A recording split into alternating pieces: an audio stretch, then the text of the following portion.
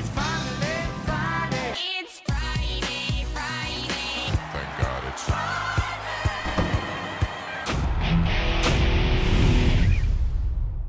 All right, welcome back to the Friday Show, presented by the Match Series, which will wrap up a week from now after some weather postponements. I'm Scott Jagow along with Ray Paulick. Coming up, the road to the Kentucky Derby, believe it or not, is getting underway. We'll talk a little bit about that. But first, Ray, in 2015, American Pharoah broke the 37-year drought of not having a Triple Crown winner. But that started a new drought, which is 36 years since a Triple Crown winner's yearlings have gone through auction. Now that's happening, and they are fetching some really nice prices at the September Keeneland Sale. I guess this isn't surprising, right? It's really not surprising based on how his weanling sold last year. Including Keeneland and previous sales, he's averaging over $450,000 per yearling sold.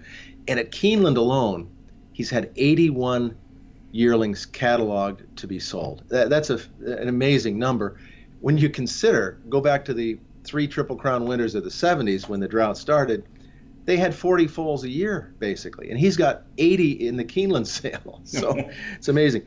But how did those Triple Crown winners of the 70s do when their yearlings came to the marketplace? I went back and looked. Secretariat, his first yearling sold in 1976 and averaged over $375,000. Now, that's not quite up to where American Pharoah is, but when you adjust for inflation, it's $1.6 million. He only had, by the way, 9 sell that year. Affirmed, or Seattle Slew was next. His yearlings averaged $380,000 for only 7 sold, and that's over $1 million for adjusted. And then in 1982, Affirm's first yearlings came. They averaged $370,000 for just 11 sold. So it's a different game now. They have many more foals, many more. You know, I think American Pharoah was bred to over 200 mares his first 2 years. So it's a different game. But Triple Crown winners do fetch a lot of money when their yearlings are sold. Yeah. Now, the question is, will it translate to the racetrack? That's always the big question because, you know, you have superstar runners who don't turn out to be great sires. Secretariat wasn't really a great sire. He had a couple of big names, but he didn't, you know, have every single year producing like a Stormcat, who wasn't a great runner on the track. So it's always kind of a guessing game. Some of the recent sires, you know, like Warfront, didn't have a lot of hoopla around them when the market opened for their yearlings. In this case, American Pharoah does have the hype and the prices. The question is, will it be able to translate? Because it doesn't always do that. No, it doesn't. You mentioned Secretariat was not a superstar sire. Neither was Affirmed. I would say Seattle Slew probably had the biggest impact as the sire of AP Indy, who himself was the highest priced yearling sold at the Keeneland July sale back when they had that.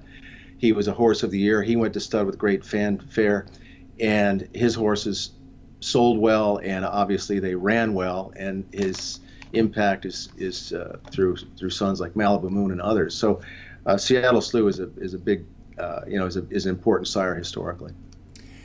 How about the overall market right now with auctions? You know, the high end seems to be doing really well.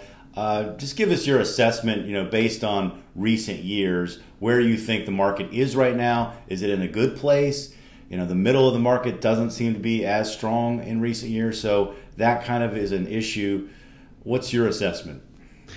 Well, the first week is all the top end of the market, especially this year when they reconfigured the catalog to have a 4-day book one.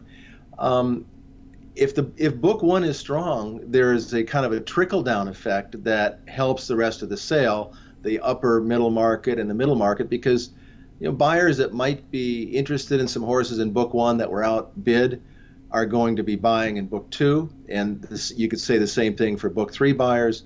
So if the sale gets off to a strong start, like it has this week, last year there were $13 million yearlings sold in the whole sale. This year there were 20 sold the first 3 days. So it's the top end is really high.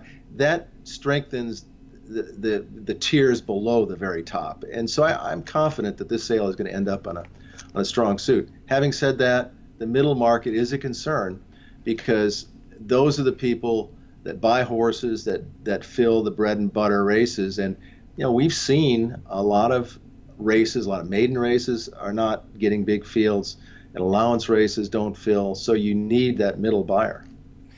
But on the other hand, in terms of thinking about recent years, dating back to the recession of 2008, when things went south, it seems like the market has bounced back pretty well overall. It has. This is probably the best Keeneland September sale start since the 2008 meltdown of the financial markets worldwide. It also doesn't hurt when you see that jet parked across from the Keeneland Association with the United Arab Emirates on it, meaning Sheikh Mohammed is here personally, and I'm sure his being here had a lot to do with the number of horses they bought this year. Back to American Pharoah, we have a poll question about this. Will American Pharoah's runners be as successful on the racetrack as they are so far in the yearling market? Let us know your thoughts at PaulickReport.com. So this weekend kicks off the road to the Kentucky Derby with the Iroquois Stakes at Churchill Downs. This year's road to the Derby doesn't have a lot of major changes over last year, but there are a couple of things overseas with adding a race in Japan, I believe, maybe one in Europe. But if you were the commissioner that we don't have, what change would you make to the road? Well, first of all, I think this is far better than the old system. It's the only thing is every year it seems like we get a favorite that wins. I'm not sure if that's connected to this road to the Derby point system or not, but I think the UAE Derby should be downgraded a little bit. To me, the first and second place finishers get an automatic berth with their points into the Derby starting field, and I just don't think the second place finisher in Dubai really deserves a spot over a horse that's worked his way through the American system, going through Louisiana Derby or whatever the races are. So I just kind of wish they would drop that race a little bit in points. Yeah, the recent evidence is not in their favor because Thunder Snow and Mendelssohn both had horrific Kentucky Derby performances. So yeah, until you start proving that you can provide a horse or two horses that are competitive in the Derby, and there are a lot of reasons for that, not necessarily because of the UAE Derby, but I think, yeah, that's a very good point. This weekend is the Woodbine Mile. Anybody you like there? Yeah, but after Saratoga and Del Mar close, you get a little bit of a letdown in New York and California, so it's really nice to see Woodbine with such a strong card on a weekend. They're going to dominate the weekend, I think. In the Woodbine Mile, I like Lord Glitters. He's a European horse. I think European turf horses are superior. He's been competitive at the highest level over there. Jamie Spencer rides him for David O'Meara. So I'm going to go with Lord Glitters. He's 4-1 on the morning line.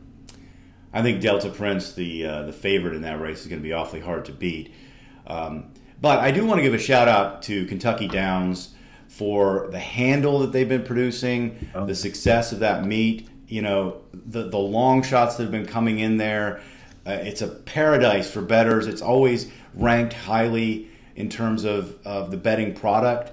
And I think, other tracks need to pay attention. Turf racing produces these large fields, which people want to bet, and they do show up and bet. So when you talk about the future of American racing, people who are clinging to the idea that dirt is American racing, I don't know. I think you might be off on that one, especially when I see the field sizes on a lot of these dirt races. Of course, the downside to all turf racing is that they had to cancel when it rained last weekend. That's true. But they had their first $10 million day handle-wise. They set a weekday record on Wednesday this week. They've blown past their 2017 record handle numbers. Handle has something like quadrupled in 6 or 7 years at Kentucky Downs. It is a phenomenal success story. Well, the match series got postponed because of the weather, so it's going to actually wrap up a week from this weekend with, I believe, 3 different races. At Laurel Park, right? At Laurel Park, yeah. The match series, of course, has been supporting the Friday show throughout this year. And, based on what I've seen, the series, bringing it back, has been a really good idea. I think it has. It gives owners and trainers a chance to race for some bonus money. It gives the fans in the areas, some things to follow, the different divisions.